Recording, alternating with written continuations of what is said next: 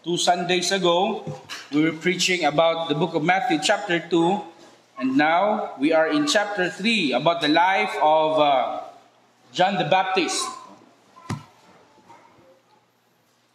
Matthew chapter 3, verse 1 up to 10. Atong basahon kini sa tubag-tubag, ako magauna, then kitang tanan sa verse 10. Matthew chapter 3, pabuta ko yung kadali ha. Matthew chapter 3, verse 1 up to verse 10. It says here, in those days came John the Baptist preaching in the wilderness of Judea.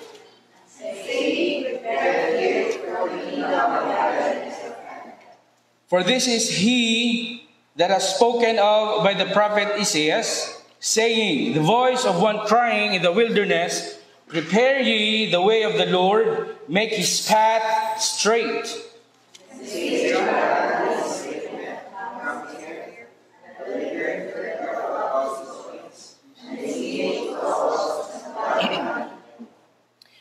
Then went out to him Jerusalem, and all Judea, and all the region around about Jordan.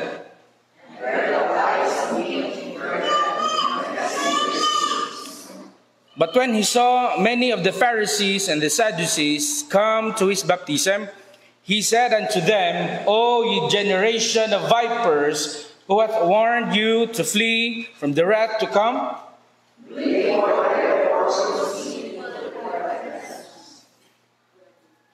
And think not to say within yourselves, we have Abraham to our father. For I say unto you that God is able of these stones to raise up children unto Abraham, kitang tanan.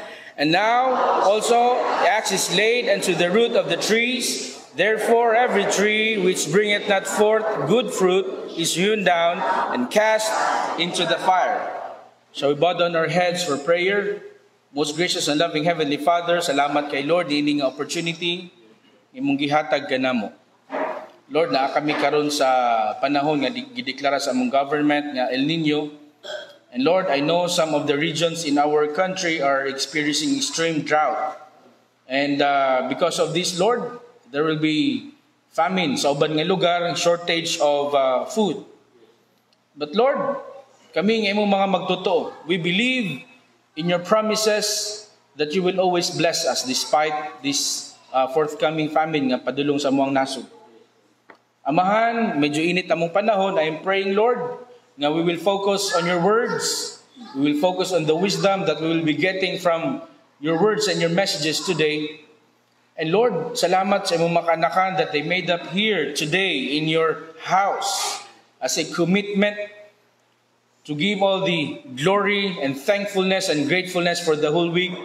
Nga everyday mo kaming giprotektahan, imo kaming gipanalanginan, imo kaming gilikay sa mga disgrasya kadautan. Amahan, pasayloa kami sa mga sala nga mong nahimo and make us worthy to accept all the blessings today, especially your wisdom. And Lord, akong pagampo, gamit ako maitili karon sa paghatod sa imong mga pulong. Ilabi na sa kinabuhi ni John the Baptist. That Lord, may his life illuminate sa muang tagsa-tagsa kapanimalay, that the lesson we'll be getting today among ma-apply sa among tagsa-tagsa kapanimalay and kinabuhi as well. And Lord, you know our struggles, the heaviness that we have, the challenges and the obstacles that we're getting into. And Lord, I'm praying that we will overcome this through our faith in your Son, Jesus Christ. And Lord, ay tuguti si Satanas nga magadisturbo, magasamok sa among panimbahon karon. Apan akong pagampo, Lord, tabuni kini nga lugar sa miling nga dugo ni Jesucristo. Gapusa si Satanas ug ilabay siya sa layo nga dapit. And in the name of Jesus Christ, Lord, akong pagampo, lamdagya matagusa kanamo sa imong langit nun nga kaalam ug kahibalo ug maay nga panabot. Kining tanan akong pagampo sa pangalan ni Jesus. Amen. Magabalik ka mo sa paglingkod. Rami no, ganiha mga 6:30 siguro to. Sidla kayong adlaw. Then ang temperature gani akong giobserbahan, niabot na siya 33, 34, karon ibaba 32, unya karon nilandong. You know how amazing it is, the power of prayer. nga dili po ditugot sa Ginoo nga we will be uncomfortable karon nga panahon, no? Reality is ang init makaapekto gyud, no, sa ato ang focus sa pagpaminaw karon, and salamat sa Ginoo nga gipalandong niya, no? And although we have the facility as well nga naman tay centralized nga aircon, pero I believe so di na tam kinahanglan mahimong certified nga engineer. Ang design gyud niya is dili siya para pang aircon gyud kay sobra kataas ang kisame, napagyoy hagdanan diha, no? And I believe so, no? In the coming years, prayerfully next year, in the coming 2 years or 3 years, magkaroon na kita og bago nga facility that can accommodate. I am praying for 200 to 300, no? And we will have a comfortable facility by God's grace. Now, what we can do for now, to continue in prayer, to continue our services sa atong Ginoo, unsay tahas iyang gihatag sa imuha. And also, I am praying, no? Ang mga young people is very involved sa paghatag sa ilang talento. So as usab ang mga women. And I'm praying sa mga men, no? Kabalo ko ang mga men, maayo ni og mga tingog. It doesn't mean nga mag-congregate gyud mo diri tanan, but one is more than enough nga mosolo diri og kanta, no? Nga muhatag og pagpasalamat ug pagdaig sa atong Ginoo. So men, kabalo ko na man mo'y tinago nga mga GC, meeting mo diha, kinsay inyo ang ipa-represent next Sunday, no? Para moawit diri sa to. The more songs that we have, much better, no? Kay kining adlaw nga Domingo is our praise and worship. Now, let's go back sa to ang scripture reading karon nga buntag. And the book of Matthew chapter 3 verses 1, the whole chapter actually is dedicated kay John the Baptist. And as you all know, si John the Baptist o si Jesus Christ are cousins. Mag-igagaw ni sila. No? Gani, ang ilang pagitan nga edad, nagdungan pagudog buntis ilahang mga inahan. No? Yang mama is si Elizabeth, ang mama ni Jesus Christ si Mary. 6 months lang ang ilahang pagitan. No? Si John the Baptist, as we all know, why he became a prophet, no? A very bold preacher. Gani ingon pa dire sa verse 1 pa lang, preaching in the wilderness of Judea. Meaning wala lang siya sa simbahan, but nakafocus siya kung sa atong presente panahon pa ni, he is a street preacher, he is a evangelist. So lahi ang kanang ginatawag og prophet, lahi po na ginatawag og priest, no? Later atong mabalan no, sa distinction sa duha. But as we all know, kung anong nahitabo nga si John the Baptist, no, dili ni siya incident nga igagaw sila ni Jesus Christ, mao na iyang gi-prepare ang wilderness, gawali sa repent kay hapit na moabot ang mangluluwas. It's not just like that. It is because ang iyahang tribo, ang iyang papa si Zecharias, he is a priest. They are from the tribe of Aaron, no? So they are Levites. Ang ilang tahas sa 12 ka tribo, sila ang nakatahas sa pag-maintain sa templo, no? Paghimo niini nga mga seremonya, niini nga mga sacrifices. Mao na si John the Baptist kay iyang kanunuan, they are from the line of Aaron or Levites. Iyang papa as well is a priest. Mao na siya usab nahimo usab nga priest or I mean prophet. But not Jesus Christ. He is ang iyang papa si Joseph, no? Sa kalibutanon nga ministry, Joseph is from the tribe of Judah, no? Mao ni ang gamay lang nga tribo pero daghang hari ang giproduce, no? So si John the Baptist, he's been preaching in the wilderness. You know how long? For 40 years. That long siya nagawali in the wilderness. And the one he is saying he's always preaching, no? Gingon diri sa verse 3, for this is he that was spoken by the prophet Isaiah, saying, the voice of one crying in the wilderness.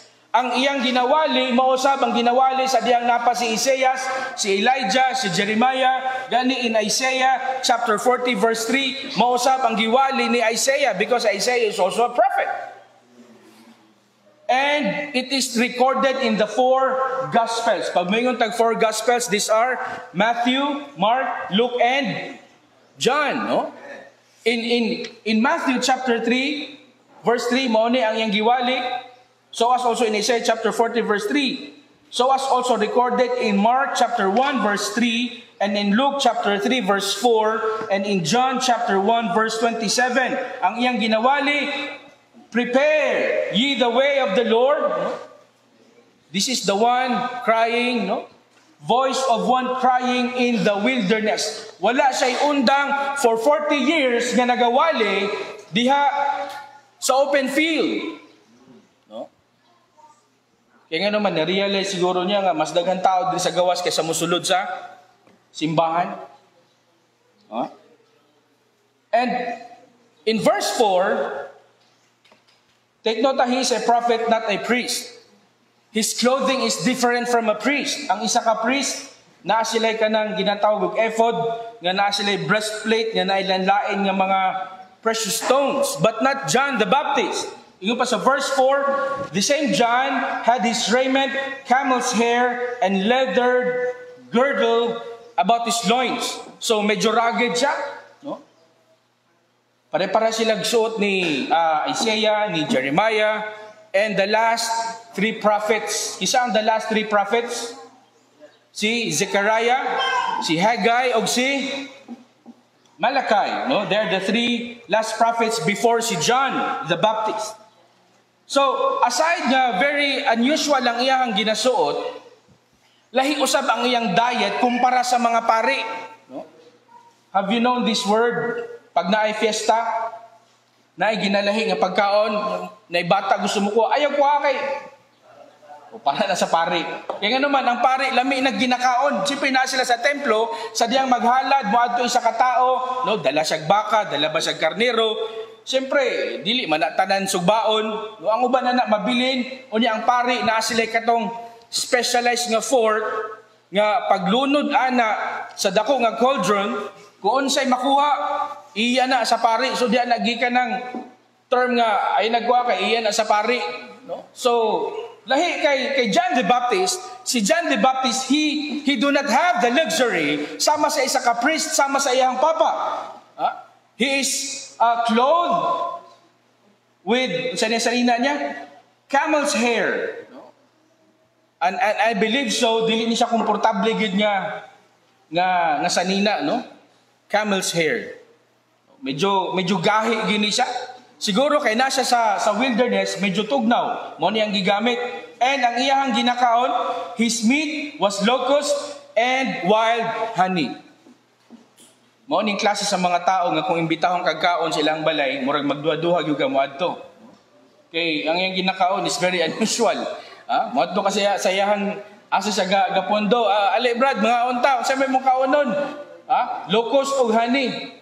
No? Katilaw mo ana, locust kanang it's a delicacy sa Cotabato. I can still remember my lolo, no? Sa side sa akong mother, this is one of his favorite. So itawag ni siya lunggo. Apan-apan, apan-apan, no? I can still remember the taste, somewhat like mura siya og kining pasayan. Pasayan. Even now, biyahe mo sa Coronadal na nasa sa kilid, mas maayo na pagkapak, no? Crunchy na siya, no? Apan-apan, no? Lami na siya. Pero I don't know kaning panahon ni John, kuya bang giluto ni sama sa pagluto sa mga lunggo? Siguro yan ang ginadakop, dito kaon na padughani. So, very unusual ang iyang type of preaching, no? Dili para sa isa ka pari. Ang isa ka pari is more on about kining ceremony, no? It's more about ceremony. But ang prophet, it's more about preaching what is needed to be preached. And ang giwali ni John the Baptist is about repentance. It's about corruption. It's about the kind of life nga dili dapat sukwahi sa balaod sa atong Ginoo. That is why ang ginawali ni John the Baptist in verse 3 gikote He that spoken by the prophet Isaiah, mao ang iyang ginawali. Mausab kita, mao po datong ginawali, kung unsay ginawali ni John the Baptist, unsay nakasulat diri sa Biblia. Dili na to gina-sugarcoat, unsa ang pulong sa Ginoo. Even John the Baptist, before he was born, it was prophesied that he will be great in the sight of God. In Luke chapter 1, open your Bibles in the book of Luke chapter 1. Verse 13. But the angel, Luke chapter 1 verse 13, but the angel said unto him, Fear not, Zacharias, mo niyang papa ni John the Baptist, for thy prayer is heard, and thy wife Elizabeth, mo niyang mama ni John the Baptist, shall bear thee a son, and thou shalt call his name John. And thou shalt have joy and gladness, and many shall rejoice at his birth. For he shall be great in the sight of the Lord, and shall drink neither wine nor strong drink, and he shall be filled with the Holy Ghost, even from his mother's womb. And many children of Israel shall he turn to the Lord their God. God's prayer is just like sa kinabuhi ni John the Baptist, that each of us will be great in the sight of God.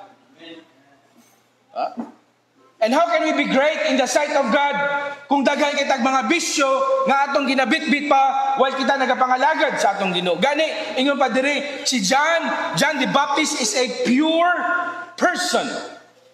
Putli. A very clean vessel unto sa atong Ginoo. Ingon pa niya diri, he do not drink wine, neither strong drink. What does it mean? Pastor, di ba giingon man sa book of Timothy that a little wine is good for our belly? Well, that is true. Gani, na isa sa elder sa ato ang church, while buhay pa to si tatay, and he was taking a lot of synthetic medicine, and this one member nato dire, an elderly, she is more than 80 years old, pero lupig pa ko niyan. Ako nagsalamin sa wagi, salamin. No? Ugwa lang siya napandol siguro. No? May mujaging bagit siguro ni siya. And you know what she recommends? Kanang gamay lang nga wine, kanang baratuhon lang ba? Sana Maria Sangria or basta cheap wine. Butangan ni mo og cinnamon bark. No? And I tried it and it's good. Yet, note, it's a medicine. Kaya nga naman good, we should accept the fact, kita manggod nga nasa tropical nga area, kung moinom taog wine, mas musamot kainit ang atong lawas, pero try maadto ka sa bugnaw nga lugar. No? It is a habit for them nga moinom, musip lang, gamay. Pero ang ingon sa Bible, strong drink, lahi na mo yung kag wine, and strong drink, lahi po na mo yung kag, kanabitang palahubog o naghinubog, lahi na po na siya. But it is for the belly, no? Usahay magud na ni say medicinal properties nga gikinahanglan usab sa atong lawas, no? In Proverbs chapter 20 verse 1. Proverbs chapter 20 verse 1. What does the Bible says about drinking wine?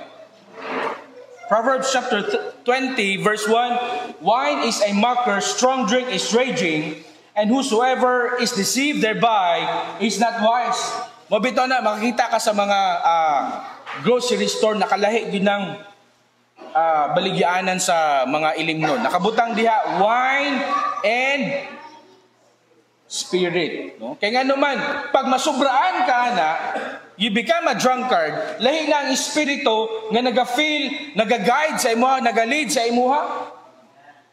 Mo na ibut pasabot sa Ginoo nga okay naman ng gamay lang ba for occasion or para mainitan imong kuto-kuto gamay. Pero di wala din nga naginom maghinubog ka. Kaya nga no, sa dihang mahubog ka, wa na gyud.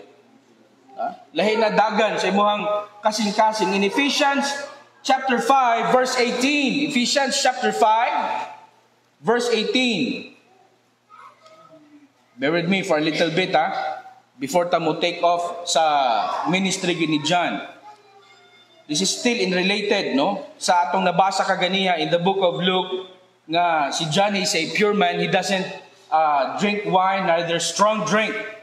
In Ephesians chapter 5 verse 18, and be not drunk with wine wherein is excess. So mga tanong, pastor, gialaw giday sa Biblia mo inom og wine. Yeah, pero ang wine manggod sa unang panahon dili siya kadtong fermented. Dili fermented, so ibut pasabutan ng fermented. Kanang gi-store up siya for how many days nga para mugawas yang alcohol properties mo na makapahubog, no? Kumbaga sa tuwa karon so as mura ra siya og iced tea, something inana, sweet drink, no? Wala na itong ginagamit mag Lord's Supper ta, no? Pero ayun sa Biblia, in Ephesians chapter 5 verse 18, and be not drunk with wine wherein is excess, but be filled with the Holy Spirit, speaking to yourselves in psalms and hymns and spiritual songs, singing and making melodies in your heart to the Lord. Mas gustuhon sa Ginoo nga atong kinabuhi mapuno ta sa balaan nga Espiritu Santo kaysa mapuno ang atong lawas sa makahubog nga bino nga dili mao na atong mayawyaw, dili mao atong maistorya ug mahimutang kapangdulan. And John the Baptist, not just gi-prophesy na siya nga mahimong pure and he will become the prophet nga magwali about sa coming ni Jesus Christ, but he himself as well, iyang gi-dedicate that he will not desecrate his life in wine and drinking in excess. And John the Baptist as well, he is the last prophet. In Luke chapter 16, verse 16, no, momento na, daghan mo claim karon nga, dili lang kay sila son of God, appointed son of God. Napagay ni angkon nga, he is the only prophet. No? Ngano ning Pilipinas, daghan makay ng butho ni, dito sa Luzon, si Pilido ani, Carrion, something inana. No? In Luke chapter 16, verse 16, the word of God says, the law and the prophets were until John. So he is the last prophet. And you know, I believe so prophets are more important than anything else because a prophet and a pastor has this very commonality when it comes to delivering in preaching the word of God. Because a prophet preaches corruption, na asay leading nga pagwali about tarong nga pagpanginabuhi nga musunod ta sa prinsipyo sa Ginoo para ang panalangin magadagaya perminte. Remember Jonah. He is a prophet nga gipadala sa Ginoo sa Nineveh. But instead he went to Tarshish, but God redirected him to go back to Nineveh to preach. And sa dihang nagwali siya sama sa giwali ni John the Baptist about repentance. And you know what happened? Ang tibok nasod sa Nineveh nagbago. Ang tibok nasod sa Nineveh, there is a great revival. Even their king at the time na nadungog nila ang wali ni Jonah, iyang girip ang iyang sanina, nagsuot siyag sackcloth and nangayo siyag pasaylo, and he made a decree nga everybody should make a point that there's only God, one God that we will serve, not other gods, but ang God nga giwali ni Jonah. See what happened? How about Jeremiah? Jeremiah is also a prophet. Sa diyang nagwali si Jeremiah, giadto niya ang hari, iyang giwarningan, King, mauni ang gipadala nga mensahe sa Ginoo. Mauni ang scripture, gipasulat pagid sa iyaha, nga mauni ang dapat natong sundon, kay ngano ang nasod sa Israel, nawala na, na-derail na sa tama nga pagsimba, tama nga pagdayig, ug tama nga pagpangalagad sa atong Ginoo. But how about the effect?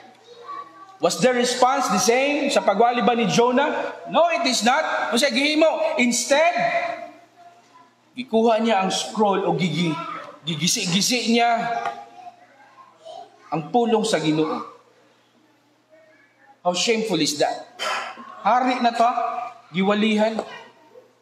And this is the very reason nga nung si Jeremiah, he was called as the crying prophet. Kaya nga no, ang amahan na itong hari sa dang giwarningan ni Jeremiah, wala naminaw, gipapriso si Jeremiah. Pagkamatay atong amahan sa hari, ang iyang anak dipuli nga hari, mao gihapon ang gihimo ni Jeremiah, giwarningan niya, gipapriso gihapon siya.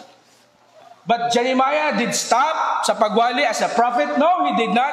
Because preaching about repentance is very important.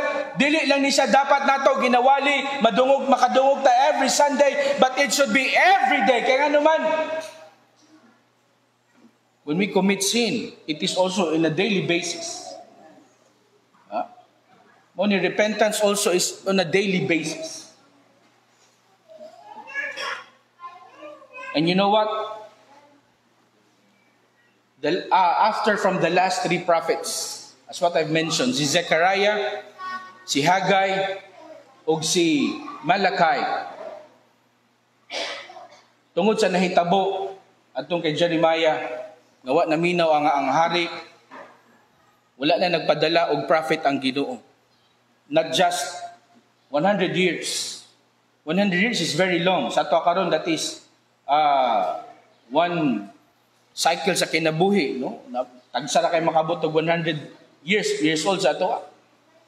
Not just 100 years, not just 200 years, not just 300, but 400 years there was silent in the kingdom of Israel nga walay gipadala ang Ginoo nga magwawali sa ilaha. And this is the very reason kung makadungog ani mo og wali, especially nakakutlo sa pulong sa Ginoo, sakit man paminawon, but that is the necessary words from God na dapat natong madungog, because repentance to God, living a life that is in purity in the sight of God is very important. Kabulong sinahitabo kung anong wala gitugot sa Ginoo for 400 years, nagpadala siya og magwawali. Sa dihang wala sila naminaw kay Prophet Jeremiah, gigisi pa nila ang scroll. That is an insult sa atong Ginoo. After gialaw sa Ginoo nga mahimong slave o balik ang Israel sa Babylon. Moto kay Nebuchadnezzar. And after kay Nebuchadnezzar, naabot na po sila sa Persian kingdom. For more than 100 years, nahimo na po sila nga slave. And that like that, gialaw sa Ginoo nga naguba ang ilang templo nga gihimo ni Solomon.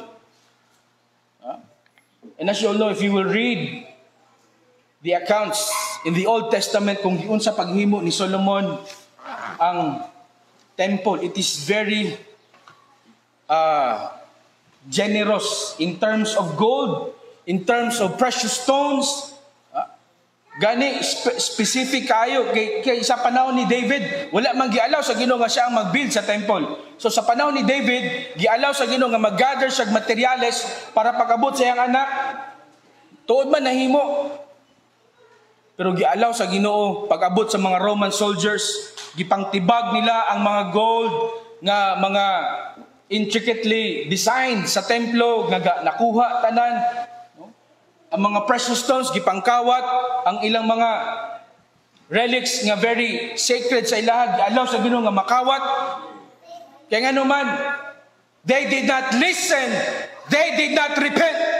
Mao po na mahitabo sa atong kinabuhi. If we will not listen, if we will not accept what is repentance in the sight of God, ialaw sa Ginoo nga mawala ug makuha og balik ang panalangin nga gihatag sa ato. And that is the reality. Daghang Kristohanon karon, previous years, grabe sila kaabunan siya.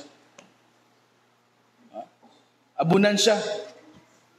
Gani, ang iyang mga, this is a true story, iyang mga anak, I will not mention the name, iyang mga anak nahimo pang student sa atong school. At some point, ang iyang, I think, tulo ka anak nga nahimo na tong member sa church, pati iyang asawa.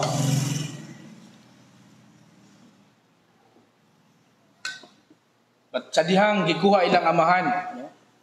Mo to'y pinaka-tragic, no? Nga gibaril siya, then di ta siya mamatay, pero ning gawas kay ning sukol man. So gibalikan siya. No? It's about the business, no? Mo lagi ni siya sama sa ginawali ni John the Baptist about repentance. If we will not adhere to it, It is not just for him to preach sa open field. Sa ato usab nga kinabuhi, we can apply this sa atong kinabuhi personally, sa ato ang kapamilya. Dili man siguro sila mamino kay ngano repentance is a preaching nga sakit, but it is necessary. Pero kabalo mo, lami paminawon ang pagwali about repentance.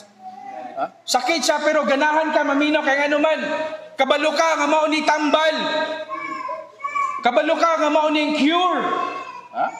Nabay tambal nga lami, wag itambal nga lami oy.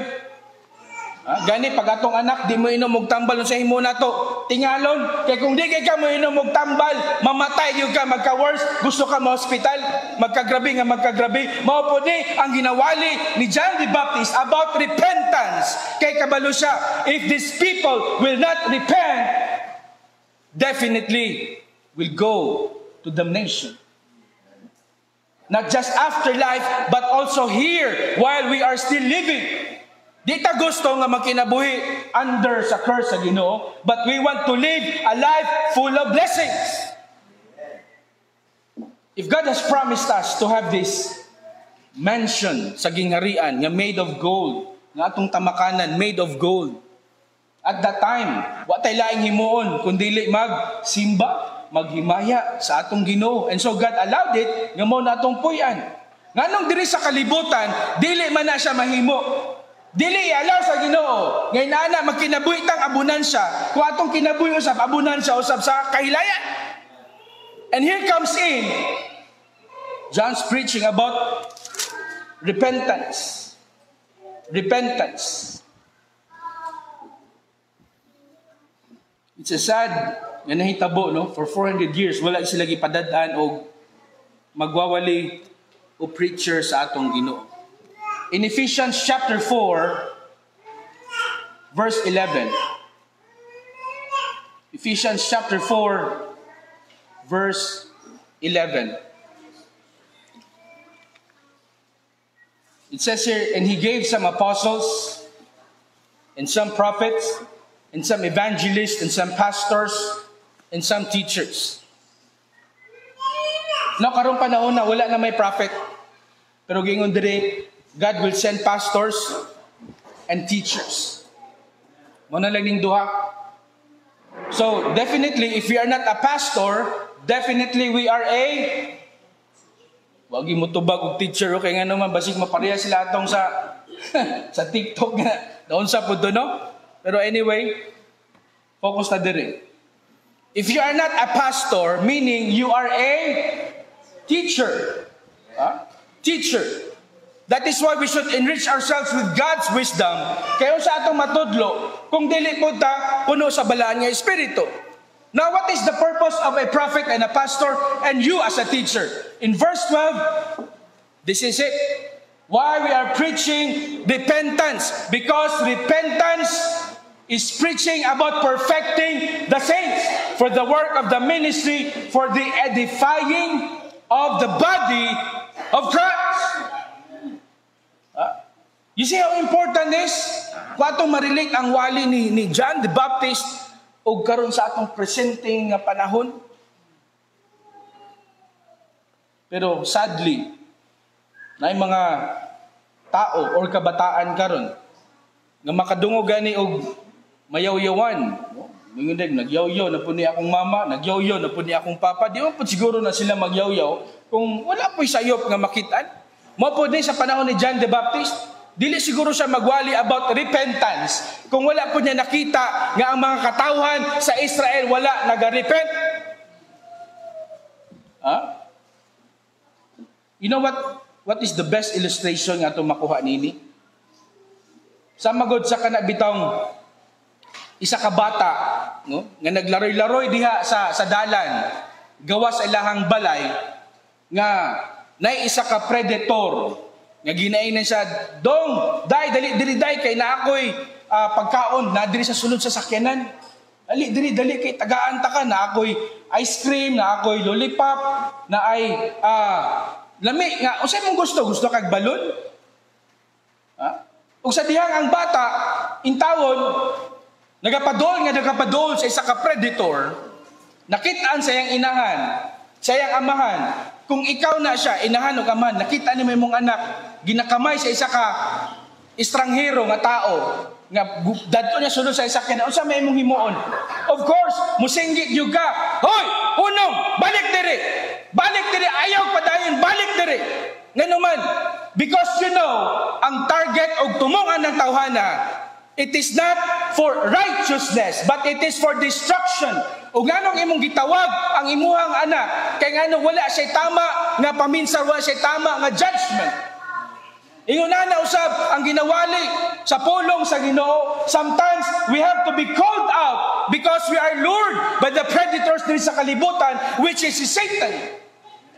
Mao na daghang mga Kristohanon nga di mapuslan sa simbahan kay nganuman ang ilang kasing-kasing na adiha sa mga butang na kung diin sila nalingaw ni ining kalibutana. And as you all know, sa atong illustration, dili ang tumong og tinguha atong predator ang kalipay o kaayuhan sa bata kung anong gusto niya birahon pasulod siyang sakyanan. You can imagine all the worst things that you can imagine what that predator aims for that child's life. But we, as parents, we have the responsibility, not just me, to always preach, to always remind, to teach our children, ourselves about repentance, because if not, destruction will come sa atong kinabuhi. Instead of right direction, our life will be fall, mahulog into destruction.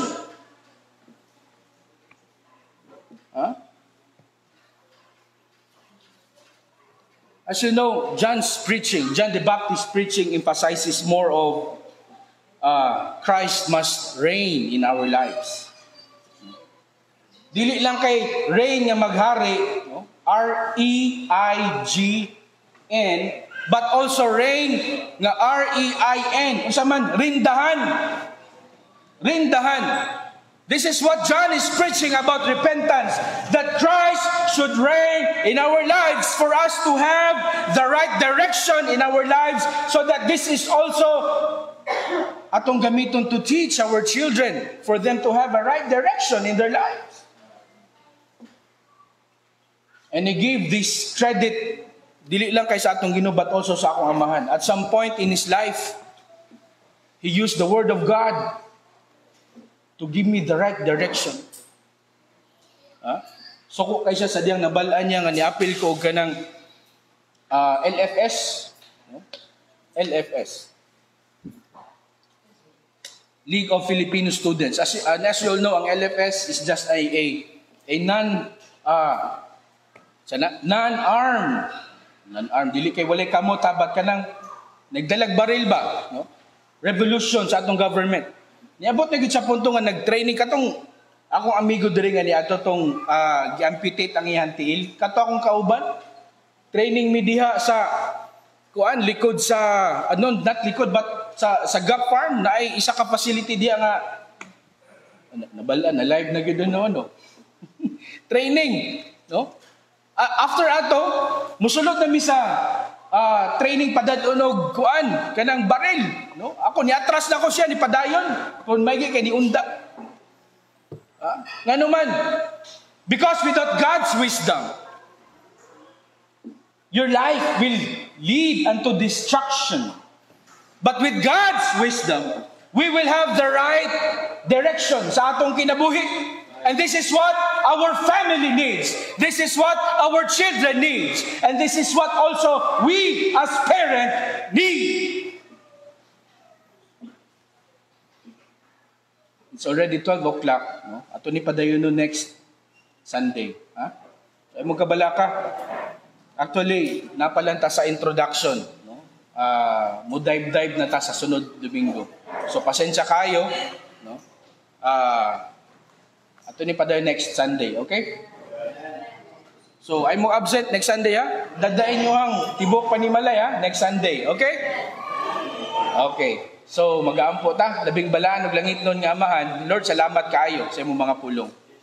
Salamat sa pagpahinumdum ka namo, pinagyusab sa wali ni John the Baptist. Lord, I'm praying, although wala pa namo ni natapos, but Lord, salamat sa introduction niya mong gihatag ka namo and kadasig and motivation, Lord, that we will not stop preaching and teaching, not just to ourselves, but to our household as well, that repentance is an everyday basis, Lord, so that we will become pure, a worthy vessel for your use, Lord, sa imuhang service. Amahan, panalangin niyo sa mga hibilin ng mga minuto sa among serbisyo karon. Kinitanan akong pag-ampo sa pangalan ni Jesus. Amen. Ako'y balik sa ito ang song leader.